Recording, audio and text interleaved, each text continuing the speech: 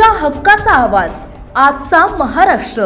पुणे जिल्ह्यातील इंदापूर तालुक्यातून एक अत्यंत संतापजनक आणि काळीज पिळवटून टाकणारी घटना समोर आली आहे। एका अल्पवयीन चिमुकलीला तिच्या आई आणि भावाला जीवे मारण्याची धमकी देऊन तिच्यावर वारंवार लैंगिक अत्याचार करण्यात आल्याचा धक्कादायक प्रकार उघडकीस आलाय।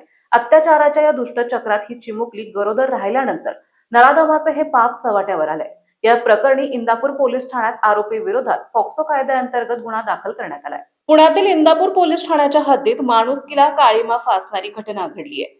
पीडित मुलीची आई मजुरीचे काम करून आपल्या कुटुंबाचा उदरनिर्वाह करते। आई कामावर बाहेर गेल्यानंतर ही संधी साधून आरोपी विजय तानाजी भिसे याने ऑगस्ट 2025 पासून या अल्पवयीन चिमुकलीला आपले शिकार बनवले। तुझ्या आईला आणि भावाला जीवे मारेन अशी भीती दाखवून या नराधमाने चिमुकलीच्या घरात घुसून तिच्यावर वारंवार अत्याचार केले।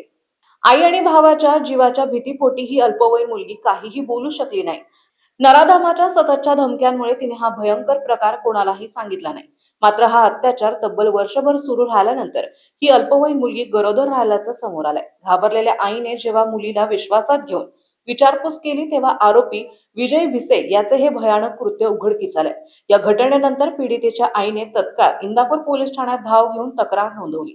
पोलिसांनी आरोपी विजय तानाजी भिसे यांच्या विरोधात पॉक्सो कायद्याअंतर्गत कडक कलमान्वये गुन्हा दाखल केला आहे।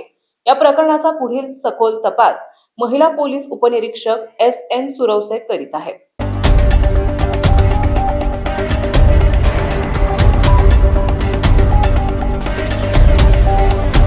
तुमच्या हक्काचा आवाज आजचा महाराष्ट्र।